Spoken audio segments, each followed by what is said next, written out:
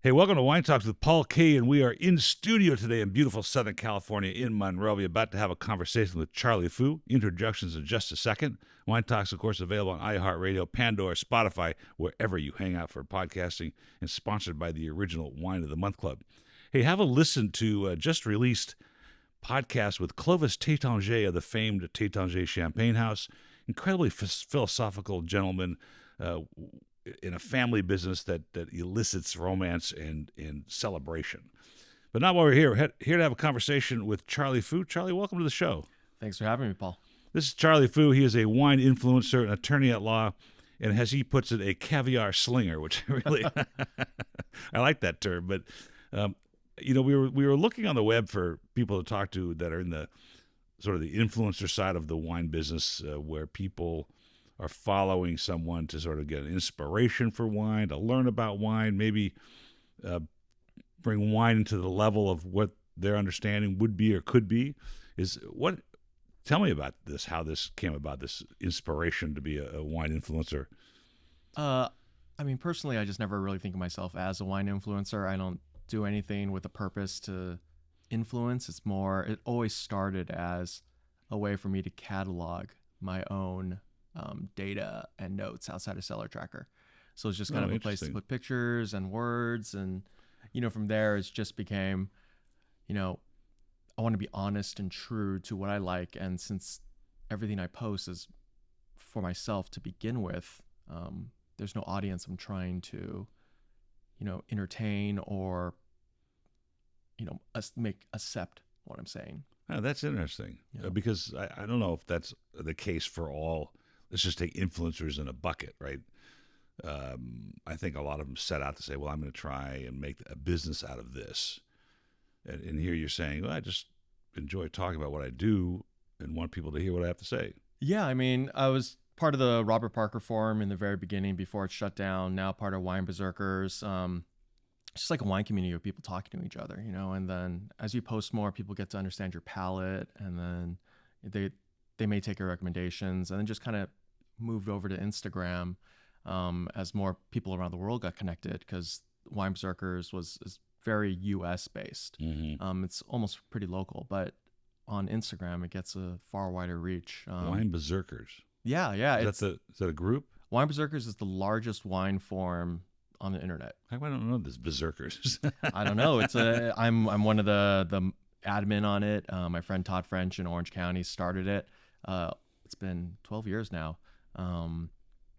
They talk French, they said? Todd French. He taught French. Todd French, yeah. And, we just talk wine. There's everything. There's from daily drinkers up to, your expensive trophy wines and everything. So is this an online group that gets together virtually to do this, or are you just a dialogue that's continuing? Yeah, it's just a continuous dialogue. It's just a wine forum, so there's new posts about different topics all the time. Wow. Food, wine, mostly wine, but general news, everything. It's you talk to these people for over a decade. They become your friends. You meet in person. I can travel all over the country for work, and I'll know someone from that board, and we'll want to hang out and drink wine. They have events? Pre-COVID, we had some big events. We had like Berserker Fests, where we'd get together and then, like 50, 60 people, we eat, drink. Now we do our community thing that we do is once a year on our website anniversary. We do this huge sale where retailers, wineries, third-party vendors that aren't related to wine, they'll come in one day and we just blow stuff out. We'll sell millions of dollars in items, and we don't take a single cent. It's just for the community. Yeah, right. So it's for people to learn about producers, learn about goods.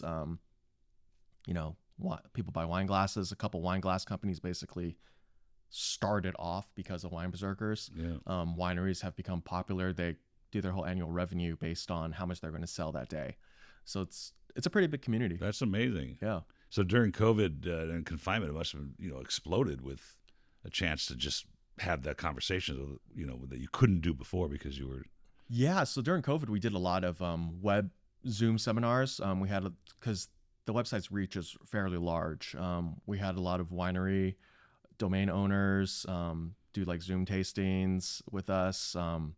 We had like food stuff, all kinds of really interesting things. Wow. You're an attorney by day, though. I am. I'm an Yeah. attorney by, well, I guess attorney 24/7. There's really no shut off point when you're. So no attorney jokes today, I guess. Oh, you can make all the attorney jokes you want. I'm okay with that. The reason I brought up Yeah. is you set out on a career to be an attorney, and the wine. I think up until maybe 15, 20 years ago, the approachability of wine was sort of restricted to the affluent part of society, the attorneys, the doctors. And in fact, what's interesting, when my dad started doing shows, and this is, I'm talking about the 70s and 80s, he would go stand at a booth, and he went to the attorney shows, the trade shows, he went to doctors, he went to a dentist, and they were semi-successful, but they all had an understanding of wine already, and consider that part of their sort of inner circle, the social circles Right, that they're absolutely. in, right? And when he ended up at the LA County Fair, where there's 1.5 million people that come through the turnstiles, and this is an everyday person, that the club started to explode because people were trying to learn. And I think that gap has narrowed quite a bit. So amongst the wine berserkers, there's probably a whole mix of people. There is. I would say that in general, the older wine collectors are definitely professionals like doctors, attorneys. I get together with a slightly older group a couple times a year where they drink like just really amazing Burgundy, and they tend to all be lawyers and doctors. Yeah. But now, like the younger group, I may be the only attorney out of like 10 people. Wow, It's that's just all interesting. kinds of multi-profession, because nowadays you're seeing like 35, 40-year-olds like really jumping into like high level wine. It's not just, oh, I'm just gonna go to the supermarket and grab something. They're really interested in learning about regions, grapes, what's the best thing they can buy with their money, because everyone's income is, it's only so disposable, so they try to spend the best they can for that buck, and that takes education. That's a really encouraging thought, because the on my side of the business, the direct to consumer world, and wine in general, if you read the trade mags, we're all wrestling to find out who is this client, who is this person that's trying to figure this out, because there has to be more to the wine experience than I got it for $3 on Groupon, Absolutely. which is my standard phrase and my catchphrase, right? Or 19 crimes for that matter. Right. My comment is, the only crime is they put it in the bottle. That's It's worth 19 crimes. so exactly right. So I appreciate the fact that this group exists, and other ones, of course, but that there are people in your age bracket that are seeking the knowledge of wine. Because isn't that what makes the difference and what you appreciate? Yeah, absolutely. I mean, I started drinking wine, when I was in the beginning of law school. My wife took me to Napa with her friends, and that just, kind of started off, the journey, wanting to learn and consume. It wasn't just, I just want to drink to drink. It's this, there's so much detail and knowledge behind it and history that makes it interesting. I think a lot of people do that. One of my questions here was, is your wife interested in wine? Apparently she is. My wife is not interested in wine. You're It's one of kidding. her biggest regrets in life is taking me on that trip. Oh no. It was one of her law school classmates. Her mom was the director of winemaking at Mondavi, so they invited us all to go Wow. taste, and it was just fantastic. I still remember vividly where we were, who was there, and what we tasted, and that moment kind of forever triggered in my mind what is good wine and what is bad wine. We all call that the aha moment in our Absolutely. industry, and I've been doing this for 32 years, and mine's relatively new compared to how long I've been doing this, because it was business for me for a long, long time. But it happened with a Burgundy, of course. Always. It always happens to be. But it's interesting from the influencers. So we're going to say you have 12,000, 13,000 followers. People are listening to what you're doing. They could be all the berserker people, but people want to know what you're thinking. And so, since you don't do this seeking some notoriety, you just do it because you're interested in the subject. Does that sort of rub off? Is that where the wine berserkers are just by osmosis attracting people, because it's not intimidating and it's just a conversation? I would say Wine Berserkers is a little intimidating. A lot of people will talk to me about it and say, I feel like it's kind of intimidating because there's so much knowledge there. Right. It's almost too much knowledge, and people that want to just jump in and learn have trouble like joining in the conversation, because inevitably longtime collectors have, very set in stone ideas, right? It's hard to change. I'm the same. I'm I'm 38 years old, but I still have, my ideas that are kind of set in stone, and people have trouble kind of jumping in. Because when there's like, 20 different people talking about a certain wine, there's always going to end up with conflict, which is kind of silly because it's just wine. But it makes it kind of hard for It's just wine. You're people right. to join in. But a lot of people just read and just lurk and consume, and they can learn a lot. And I think that's what it's different about Instagram. Instagram, you don't need to interact as much to consume as a web form would. I think it's important for people to understand, the listeners in particular, that wine knowledge is as much as you want it to be. Everybody continues to learn, and the more regions that open up, and the more grapes that are found, and the more historical, ancient lands of grape growing are discovered, you'll never stop learning. Absolutely. In fact, I had Emmanuel Comedian here, one of the first master somms in North America, and he makes wine in Purerat, and he was saying, when I was studying in 1996, we had to know about Bordeaux, Burgundy, North America, Napa, Australia, and a couple other places, but even South America wasn't prominent enough to worry about understanding. And so we always learn. We get to learn.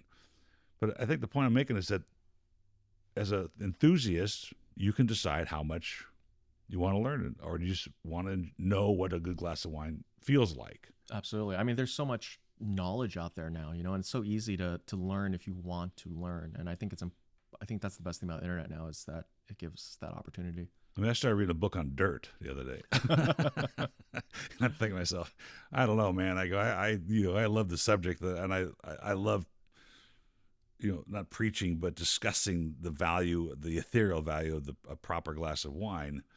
But I'm not so sure I'm ready for, the exchange of molecules, deep in the soil. That's part the terroir. The terroir of it all. So I've always felt, the point I was trying to make was, I always felt like it is intimidating. I mean, it is an intimidating subject because there is so much to know. But it doesn't have to be intimidating to figure out what feels like a good glass of wine. Absolutely. Yeah. I mean, I always tell people, when we hang out for the first time, they'll say, "Oh, I don't have the way you talk about wine with words." I say, it doesn't really matter. It's binary. It's 1 or 0. Right. Do you like it or you don't like it? Mm-hmm. Right. I don't care if you can rattle off 45 adjectives about what you just smelled. It's irrelevant, because everyone smells something different. Everyone tastes something different. My raspberry is someone else's, whatever red berry there is. So you just like it or not. And I think that's the best way to approach things. That's a really good point. Yeah. And I like the way you said that, because it's important for people to understand that just because you don't describe something, and I have my own ability to do it, and I've been doing it a long time, but I consider myself that great at it. Right. But I certainly understand what a properly structured wine feels like, and that's really, I think, more important than being able to say, blueberries, raspberries, cedar, or as Gary Vaynerchuk might say, Captain Crunch and Fruit Loops. Lightning in a bottle. Yeah. So I had a friend, and I've told this story before on the show, but we were in Napa, we were at Clos Pegase, and he said the same thing that you were just saying, that he goes, I think it's, a bunch of BS what you guys say.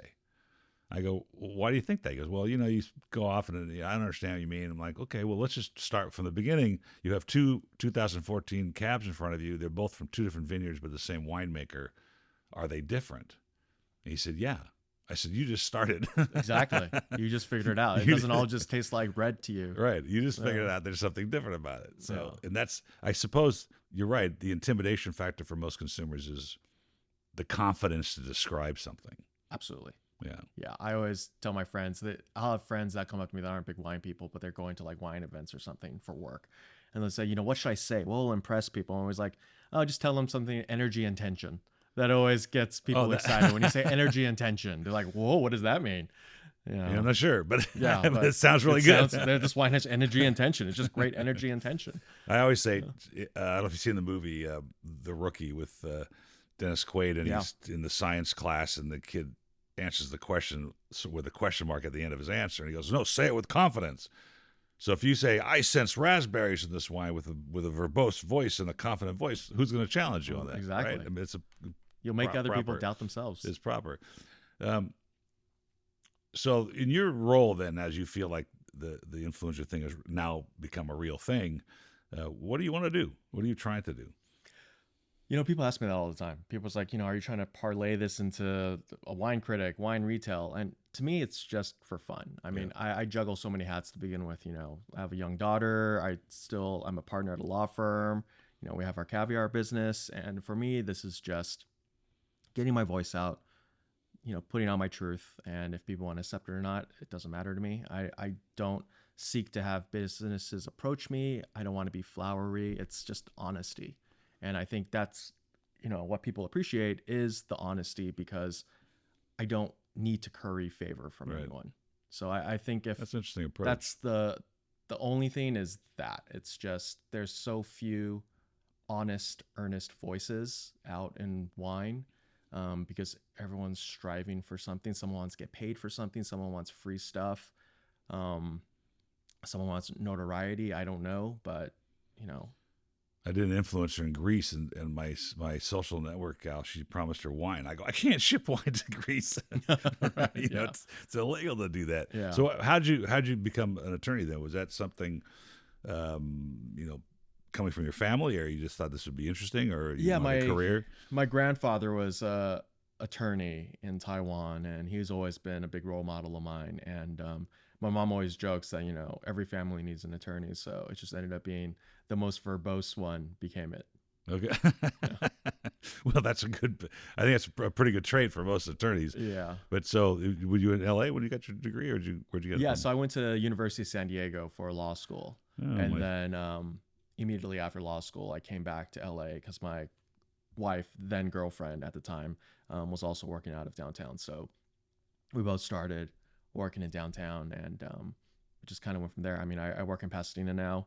Our firm is a small boutique firm in Pasadena, and it's good. My sister went to the University of San Diego for her law degree, and she's a judge in San Diego right now. Awesome. Yeah, and a family judge, no less. So, Very cool. yeah, Yeah. she. I don't know why she got all the brains of the family. She's Princeton and the whole thing. So, but brilliant woman, and apparently a very good judge. In fact, she was telling me the other day that she was on call. So that if there's a family dispute, and the officer's there at 2 a.m, somebody has to be on call to receive this phone call and either get the injunction or whatever it takes to satisfy the situation. So she goes, I got 6 calls the other day Oh from wow. 2 a.m. to 6 a.m. Oh. Isn't that brutal? That's rough. That's rough. She's doing good work though. But she likes to give back. So and I think she was teaching at the school as well for a little bit. Oh, that's great. Yeah. So, well, in your realm of attorney friends and that group, and as a whole different group, do you have a lot of wine people that want to tap your knowledge? Are they collectors? Like you said, a lot of them are collectors. Yeah, I mean, there's a lot of attorney collectors, but not within my own friend group. Funny enough, basically all my lawyer friends that I went to school with, that I worked with, none of them are really big wine people. Really? So, they expect me to bring the wine, but they And just White wanna drink Claw. whatever's in- White Claw. whatever's in the glass. Whatever's in the glass. Well, here's the thing that gets to me a little bit about the marketplace. We were just talking about it off camera a little bit, but we were talking about the 19 crimes and I have this huge thing, and I bring it up. It's like, oh, this stuff's terrible, and it's all sugar or whatever. But we also need those kinds of things, like Wine Zinfandel did in the 70s, where it brought people that weren't drinking wine to the table. And we always start with the sweeter profile, and we learned later that you can't drink it all of a sudden. And now things like a Napa Cab, and then we move into even more interesting things like Burgundy. And I can't remember the winemaker's quote as a Napa, one of the big guys. I got to reread this, but he said, all roads lead to Burgundy. Yeah. You find that accurate? I think the people that drink Burgundy, me included, like to think that, it's the pinnacle of wine, Yes. right? And then so all roads must lead to the pinnacle. So whatever you think the pinnacle is, then it must lead there. But based on market pricing, Burgundy is definitely the pinnacle and, the road that they all end at. I had a big project that we just finished. The developer, I promised him a bottle of DRC Latache. Okay. It's And nice. I only had 2 in stock. And, at that time, I think they're like $700. So he took it home. And the next day he had a guest over, and they went into his cellar, and they saw it, and they offered him $8,500 like There the you next go. day. And I'm There you like, make a quick flip. Yeah, because I couldn't sell it I gave it to him as a gift for what he had done. So anyway, what is it? But here's the part that fascinates me about Burgundy, and it's my current fascination. In fact, I spent a lot of the profit we made during COVID on Burgundy. But what is it, the fascination? What is it about Pinot Noir? What is it about the district that just is intriguing? Can you define that? I think everyone has a different perspective on what makes Burgundy so intriguing. I mean, so many people are fascinated by the individual vineyard terroir as much as producer signature. For me, it's always just been, I feel like there's just more depth and complexity in Burgundy than other wines. I mean, I think other regions definitely get close.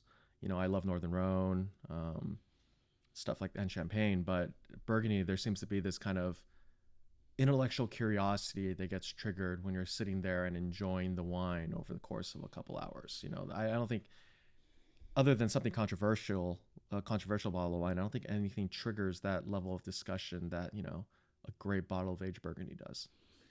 There's something fascinating about it, and part of it is, to me, is historical. Definitely. How did the monks know, and how did the church know that they divided this land up into these pretty small plots? Yeah, tiny. With the same grape and the same winemaker, this creating such a diverse style, and then the grape itself, Pinot Noir, in this case, being such a conduit to, where it's growing. And now we're trying to get geeky stuff where we're talking about how long the roots are and where the tap roots go and they're touching. But it's fascinating to me, and I think novices, when they taste a good Burgundy, stop for a second.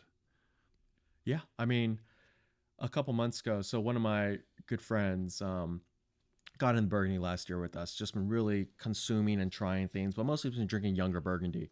And we were at dinner at Hayato in downtown, a couple of friends and I had opened a bottle of 76 Rousseau Chambertin. And wow. my friend, he lived nearby, so I was like, come by, try a glass of the last one, And he's always saying, I just never had really great old Burgundy yet. I just need that moment, that trigger, right? And he gets there, pours in his glass, he puts it to his nose, and he just stops. He's just like, wow, like that's the purest essence of fruit that I've ever smelled, ever tasted. And it's one of those things that, like you said Burgundy's that epiphany, right? 99 Rousseau Clos and Jacques was my epiphany wine. I was drinking Napa Cab, Bordeaux, all that stuff. And I sat there and go, this is just strawberry. I can't even explain. Well, it's just strawberries, but in like the best way possible. Yeah. That was Steven Spurrier's comment to me when I had him on the show a couple of years ago, just before he passed, and he goes, "It's got to be strawberries." It's like that was, it's something, but it's not just strawberries. It's stewed strawberries, or it's strawberry jam, or it's some other complex part of strawberries. But because I talk to winemakers all the time about this, and I sort of reflect on the technologies that we have today, optical sorters and blah blah blah, and the things they do to refine it. I always ask, what is the objective? Why do we have these technologies, and what are we trying to do to either create the best expression of fruit that we can, or the best expression of the terroir that we can, or what we're handed to that day, for that month, for that year, the best wine we can produce. And I suppose that's what all the technologies are doing. But then I reflect on the monks, who all they had was time, and they figured out a lot. Absolutely. And made some amazing wines along the way. I think technology definitely helps. I think like in all wine regions, especially Burgundy right now, we're in like this kind of like golden era of wine, because there's great technology. And there's exchange of information, which I think is the most important thing. That's key. Because for so many years, domains were very inclusive of themselves, and they didn't reach out and exchange knowledge. And I think like the younger generations exchanging knowledge, and not afraid to take experiences from others to grow, to change how they grow. I think there's camaraderie in that regard amongst most districts. I think there is. Yeah, there is. There's also, some friendly intellectual property theft. In a good way, how they grow in the vines. Coming from an attorney. Yeah, everyone's trying to make the next law. So, but I think that's a good thing. And then, it doesn't hurt that it's getting a little warmer for Burgundy. So, well, that's fascinating too. We'll talk about that in a second. But I did want to reflect on this, because maybe Burgundy is this prior to the technologies, we saw, slow evolution of the districts. People figured out what's different about the Franche-Comté and its neighboring districts, and we didn't have technologies in those days to advance that or to move the needle on that. Like the other day, I read that Boulanger is using these optical, I don't know what they're doing. I didn't explain technically what they're doing, but they're analyzing the juice in some of the older vintages and comparing it to the weather data and the terroir data and trying to figure out a predictability of. Oh, that's pretty cool. Yeah, they showed a bottle in this container and they're shining lights all over it trying to figure stuff out. And I don't know if that's necessary or not, but the point I'm going to make is I'm starting to see, in particularly in New World districts like South America, North America, Oregon, where the emergence of terroir-driven wines is starting to take shape. In other words, for Chile Forever, we were featuring Merlots in the 80s here, and now they're taking on a different dimension. But particularly the Malbecs in Argentina, starting to show terroir-driven character, and that elevation is changing. They're working with vineyard-specific grapes so that the bottles are different. And I have a vertical here of, or horizontal really, of Malbec from Patrick Dallon, which is Alta Vista, and it's pretty fascinating to see this stuff emerge. Absolutely. That you only get one time a year to figure it out, yeah. right? Yeah, you get one chance. And so the latest for me was Armenian. Have you had any Armenian wines? I've never had Armenian wine. It's, I went there in 2006. It was horrible. I mean, you couldn't drink this stuff. And so now we're only talking 15, 18 years that things have changed. And finally, I had a glass of wine the other day. It's called Voskavaz. The grape is indigenous, Arani. But I looked at it and I go, wow, this is about where it's grown. And I think that's a fascinating part of wine. Yeah, absolutely. Not just the grape, but describing and feeling someplace. In your case, time 76. Yeah. How was that? I mean, that's amazing. It was great. It was a great bottle. I mean, that's I don't think Burgundies are usually going to last that long, or at least feel like they're going to last that long. I've had some great bottles of 60s, 70s Burgundy. Really? Burgundy. I mean, 78 is probably my favorite all-time red Burgundy vintage, and that's amazing. Try to grab anything I can. That's amazing. So, what's next in your pursuit of wine knowledge? What do you look to do? Just continue to taste, read. What are you doing? Yeah, I think generally continue to taste, read, explore. I think a lot of people look at me and say, "Oh my God, this guy's Instagram is just like super expensive bottles of wine." But I want to try new stuff. I want someone to surprise me. I want to be surprised by a wine. Like of 4 years ago, maybe a little more than that. 5-6 years ago, I had my first really great Oregon Chardonnay from Walter Scott. My friend had gifted me a bottle. It's like their base $20 2012 Chardonnay. And I just kept it in my cellar. I just never drank it. And then finally I was out with some of my lawyer buddies. I was like, this is the perfect time. I'm going to pop this. And then I drank it. I was like, what the heck is this wine? Why is it so good? And I did some research and I was like, it's $20. Like, this is absurd how good it is. And that just opened my eyes to what Oregon's doing with Chardonnay. I mean, Walter Scott, Goodfellows, Morgan Long, championship bottle. I mean, these people that are doing, it's their take on what Chardonnay is in Oregon with some, eye toward what they're doing in Burgundy. There's a great understanding of what they're doing in Burgundy and appreciation. I think they're along the same latitude or longitude lines. That's correct. And and it's so fascinating to see, and that drove me for a while.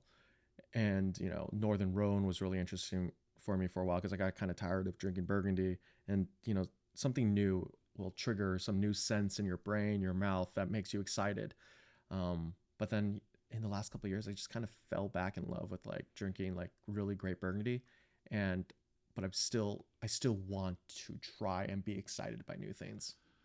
Northern Rhone is one of those places has always produced incredible wines, but it's becoming more popular. Absolutely, yeah. You start to see more of it. You start to see some interesting blends and people reflecting terroir. And there's a huge difference in terroir in that part of the world. But you said something interesting. Oregon would be considered New World. We went to the 1989 Willamette Valley, Linville um, uh, Festival of Pinot Noir, and they were barely making anything there. There was a place like Bethel Heights and a couple other wineries. But what was interesting, which is what you just said, they were inviting all the Burgundians. They had Louis Jadot there, and Drouin was there, and all the famed Burgundy houses were invited to come partake in the seminars, just 3 days. And at that time, they were trying to be Burgundy. Right. They were, and it couldn't be Burgundy because they're not Burgundy. And Right. I think what you experienced was a Chardonnay that was, yes, they were picking up Burgundian techniques, but now they've learned to reflect what they're doing, where it's come from them. Absolutely. Yeah. Fascinating part of the world that's emerging. And again, part of the comment I made earlier, which is now they're starting to understand what they can produce there, what the sense of place is, and producing pretty interesting wines. Yeah. I mean, the vineyards there, I mean, like you kind of mentioned, they're kind of young, right? So Yeah, they're very there's still young. a lot of like training of the vineyards itself to, to produce great grapes. And then the winemaking goes hand in hand with their own exchange of education. So yeah, it's really interesting. That's exactly right. This Pinot Noir Festival is that. It's exchanging information and a lot of camaraderie. Absolutely. A lot of Yeah. camaraderie. I mean, one ship rises, the tide brings them all up. So So you're talking about expensive tastes, and maybe your wife has them, maybe she doesn't. But you guys are in the caviar business, which is fascinating to me, particularly since there's an Armenian and Petrosian in the caviar business right. for 100 years. But how does one get into the caviar business? So my friend Eve, she's one of my partners at Astria Caviar. She approached me. She wanted to start this business, and then I just kind of reached out to some of my internal contacts. Say, hey, check it out. We're trying to do something a little different. We're doing less salt. We're salting for longer, so we're gonna bring out this type of caviar that goes well with wine. Mm. It's not salty. It's not briny. It's just this more umami flavor. There's more texture involved. Um, and it slowly grew, and in the last year or two we're kind of all over the place. Michelin star restaurants like Kato, Shunji, LA Times Restaurant of the Year this year. Anna Jack Thai has been one of our very early on clients. Justin's been a great friend and supporter. um, Where so let's go back. This for the listeners. Let's describe what caviar is exactly. yeah, so caviar is sturgeon roe. There's a couple of different types of sturgeon. I think the most popular that we know are the Cetra sturgeon and Kaluga sturgeon. Um, we also do Shranky, which is kind of our most unique and popular line for me, at least. But that's kind of what people know most is those Cetra and Kaluga. And the process is, you salt the eggs to give them flavor, preservation.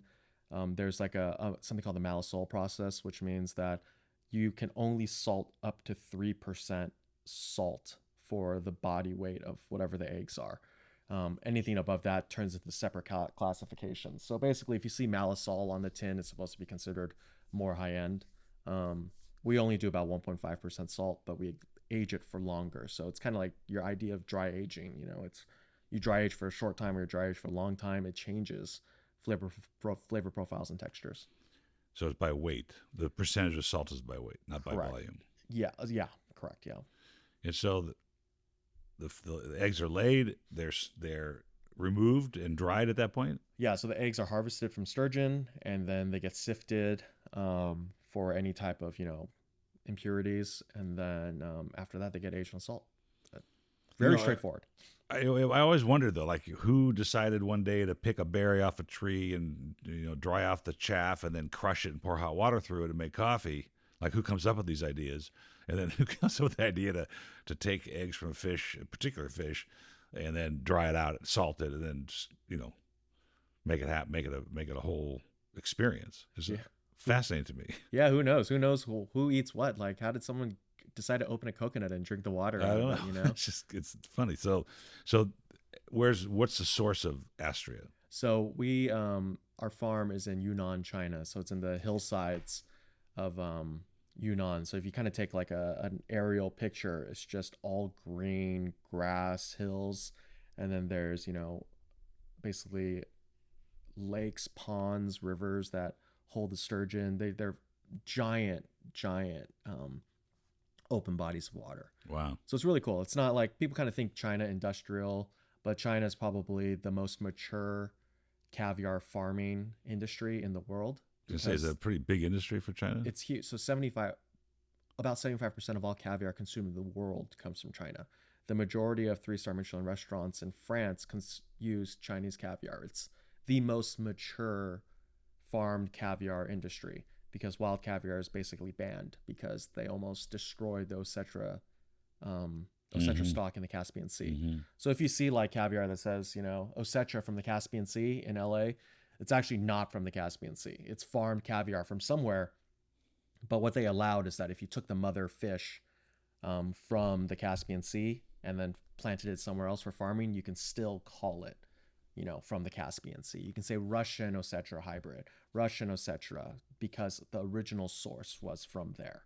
That was the kind of the leeway they gave for stopping wild caviar export. So I see. So if I was to see caviar at the shelf or at a restaurant that said Caspian Sea, we're talking about this lineage, not necessarily Exactly. fish farm Yeah. from So there. caviar has always been kind of like, it's kind of like wine, it's about education. And you mentioned it before, like, when your dad was in the business, they'd go to like attorney expos and stuff to Mm-hmm. talk about wine because that's, it was kind of like upper crested. And caviar is kind of the same thing.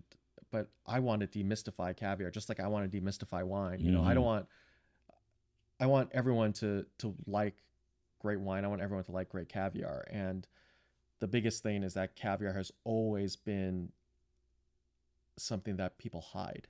And they always hide information. You go on websites, they don't tell you where most of the time they don't tell you where the caviar is from. Mm-hmm. Some may say product of Asia because they're so afraid to put product of China. Mm-hmm. But if you let people know that Chinese caviar is some of the best caviar being made in the world because they invested billions and billions of dollars into this. So interesting. There's a reason for it. Yeah. There's a reason some of the best chefs in the world are using Chinese caviar. The best chefs in France, the best chefs in, Sweden, Denmark, all the best restaurants in the world are all using Chinese caviar. Was there a district prior to China that was sort of known for it, and then the Chinese investment kind of took over the marketplace, or was just it really is the? I guess it means terroir. Is there a terroir to What's caviar? funny? So what's funny actually is that the really big push for Chinese caviar didn't come from a Chinese person. So there was someone in the Midwest of America. Mm. There was an article, I think it was New York Times. He decided that one day he wanted to invest in something new. And then he was in discussion with a Chinese businessman who had some land and said, why don't we try doing a caviar farm? And that's what became Kaluga Queen, which is probably the largest caviar producer in the world right now. That's And amazing. it went from there, So how do we describe caviar and its difference? In other words, if I have a low end caviar versus a high end caviar, what kind of descriptors are there, and how's that difference derived? So you look at color, size of egg, and flavor profile. And those things all come with different applications. So size of egg changes based on the older the sturgeon is. So, if you want to recoup your money quickly, then you harvest the sturgeon earlier, right? So you can get the eggs. Or you can let the sturgeon age longer, let them go through multiple roe cycles, or release their eggs, populate the area, and then each time as they get older, the eggs get larger. And then color, there's like when you look at just caviar that's really dark and black, that tends to be a sign of lower quality caviar. Also, ones that don't like keep the membrane integrity. So if you open a tin and it's kind of watery, that usually means it's low quality because the membrane hasn't survived the packing process. And then just taste wise, to me at least, I feel like the shorter you salt it for, the saltier it is. So it's kind of the idea of like when you salt steak, there's like that sweet spot of salting steak. You can either salt it immediately and cook it, or you salt it for a long time. You salt it for 45 minutes, you're gonna get a really salty steak. But you salt it keep that salt on for 24 hours, and you don't have a salty steak. Right. It's kind of the same thing. That's kind of interesting. Yeah. And so the degree of saltiness, which you're saying you're around 1.5%, but at 3% it becomes a different classification. After 3% becomes a different classification. Yeah. Then there's like preserved caviar. So you'll see a lot of like supermarket caviar that's just sitting out there on the refrigerator shelf tends to be preserved caviar because it's shelf stable. They may be pasteurized, so they may add color. I think we kind of discussed it very quickly as ingredient labeling. For really great caviar, the ingredient labeling is sturgeon egg and salt. That's it. That's it. That's it.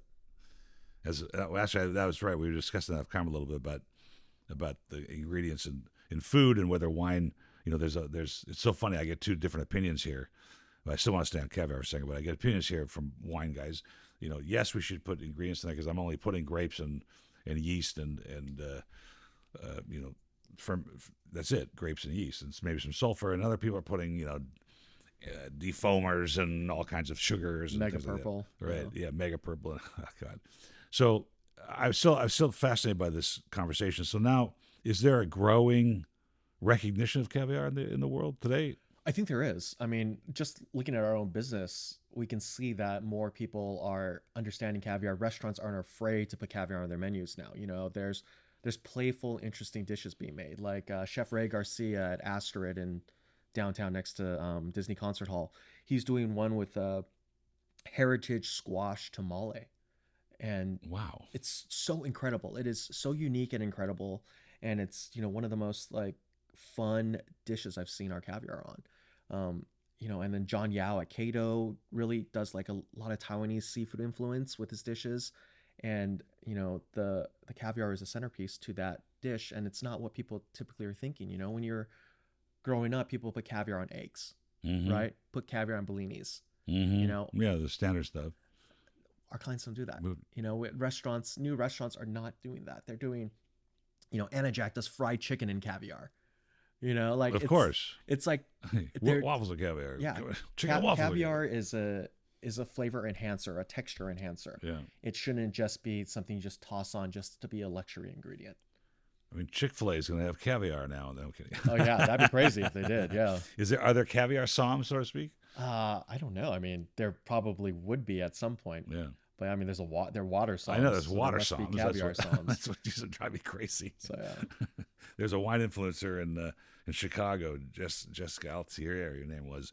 And I went to call her not too long ago, and she left the wine world, became a water som. I'm like, okay, whatever. You come to the table and ask. I see tea soms. Do you come to the table and say, would you like water from the Himalayas, or do you want water from some other place?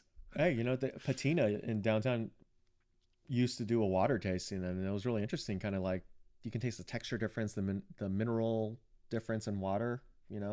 Well, if you read the Webster's dictionary or any dictionary, it says water is a tasteless, odorless, liquid. So it's like now we have character to describe. Anyway, so what do you think of that? What do you think of the Psalm? The Court of Psalms had this huge problem with racism and sexism, and I just had a conversation with an influencer out of Atlanta. Her name is Tahira Habibi, and she's basically on a mission to open the channels of wine to minorities, particularly blacks. And the Court of Psalms with this, a Master of Wine is a English-based degree. Do you see the credibility of these credentials being diluted? I think everything has a space available to it. I think it's best that more voices from different diverse backgrounds get into positions where they can influence in these systems. Like you mentioned, this is mostly an older white group, right? And then so everything they do is kind of guided by that principle. But I think it's important that more diverse mindsets get into the wine world, whether it be through education or service in Psalms, because they also provide a different outlook on how wine is consumed too, right? If our whole outlook is a bunch of Oxford boys that have been drinking Petrus since they're 19 years old, and that's never going to change the way wine is consumed, right? It needs to be someone that, they never grew up with wine. They hated wine growing up, and they were never introduced to it. They didn't drink wine at the table. They had water, they had Sprite. And that mindset changes how we could educate people on wine. And I think somms at the restaurants have their roles too in educating consumers on wine, because they can put people onto things they've never tried before. And I think that's why wineries want to be at restaurants, is because you can hand sell something and people can taste it immediately. So I definitely think there's a place. Like Jeremy Sayes from Dujac, he does Roots Fund, which is they place underrepresented minorities in positions in Burgundy, in education in Burgundy, where they can learn something that they've never been exposed to, and then that filters that web grows. The family tree grows, right? And you can only grow the family tree if you give people opportunity. I think that's an interesting approach, an interesting thought, that the diversity will bring a different viewpoint, the POV as we contemporarily call it, to this industry and to service, to hospitality, and to the understanding of wine, because the background of that person. Well, I had a guy in here, he's actually a count. His family's so rooted in the wine business from the days of the monarchy in France, right, that you can see that would be a different outlook than somebody who comes to the industry new, that's interested and has a whole different perspective on life, really, when it comes down to it. Absolutely. So that begs the question is, and I'm not for or against them. I think they're important. It's gotten to the point where that even the average sales rep that sells wine or distilled spirits in Los Angeles has to have some kind of WITSET, certification, or some kind of quarter somm, whether it's 1, 2, or 3, or whatever. And I do respect the Master Somm and the Master of Wine degrees, in the sense of they're not degrees in the certifications, because it takes a ton of work to get there. Absolutely. And understanding. But what's interesting to me is it doesn't necessarily make them an ambassador, that person an ambassador of the subject or the thing. They have the knowledge base. Yes. Whether they share that information is here nor there. They don't necessarily share it. They don't necessarily have a dynamic personality. They don't necessarily have a position to make sure they got into it because of the degree and not the passion of the industry, right? Even though it takes passion to get that far.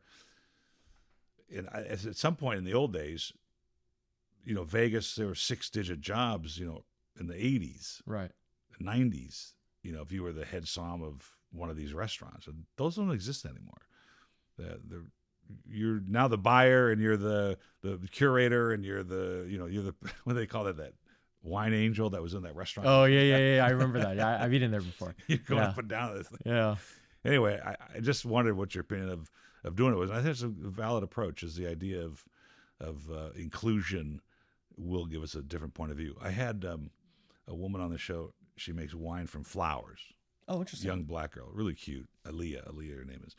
And she said, I said, what have you encountered? She said, well, I've encountered sexism, racism, and grape supremacy. Oh, yeah, grape supremacy, yeah. Because she says, I go into the stores and I got a flower wine, it's made from daffodils or something. And they're like, well, we don't do flower wines here. We only do red wine.